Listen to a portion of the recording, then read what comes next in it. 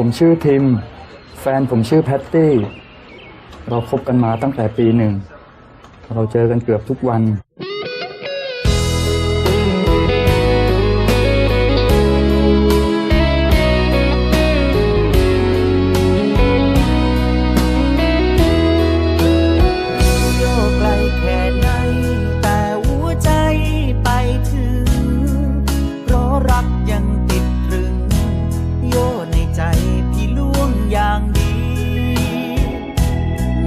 เคยลดลงไป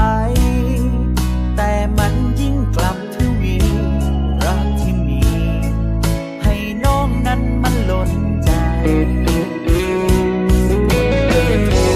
รักใดหากเธอไม่รับ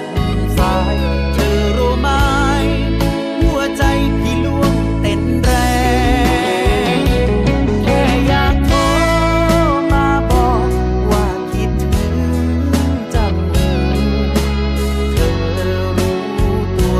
แก้มแดง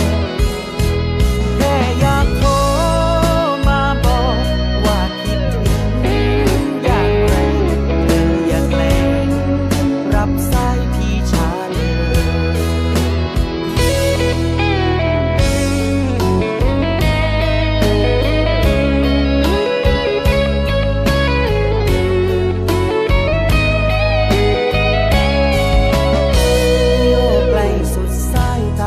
ให้รู้ว่ายังห่วงใย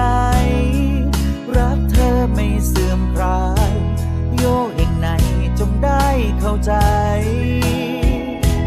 อยากโทรหาทุก5 นาทีแต่กลัวหาว่าบ้าไปเพราะหัวใจคิดถึงทุกวินาทีรักใดหากเธอไม่รับสายเธอรู้ไหมหัวใจพี่ล่วงเต้นแรงแค่อยากโทรมาบอกว่าคิดถึงจังเธอรู้ตัวไหมแก้มแดงแค่อยากโทรมาบอกว่าคิดถึงอย่างไรเธออย่าแกล้งรับสายพี่ช้าแค่อยากโทรมาบอกว่าคิดถึงจังเธอรู้ตัวไหมแก้มแดงแค่อยากโทรมาบอกว่าคิดถึงอย่างไรเธออย่าแกล้ง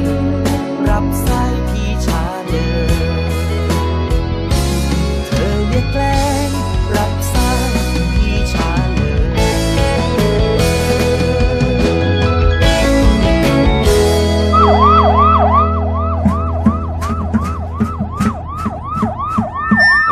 แค่อยากโทรมาบอกว่าคิดถึงอย่างแรงเธออย่าแกล้งรับสายพี่ช้าเลย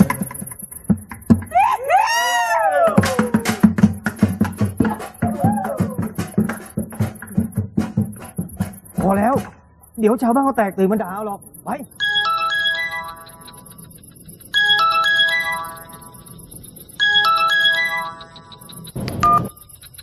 ฮัลโหลคิดถึงนะจุ๊บจุ๊บโอ้ยบ้าคิดถึงเหมือนกันแหละแค่อยากโทรมาบอกว่าคิดถึงจังหูเธอรู้ตัวไหมแก้มแดงแค่อยากโทรมาบอกว่าคิดถึงอย่างไรเธออย่าแกล้งรับสาย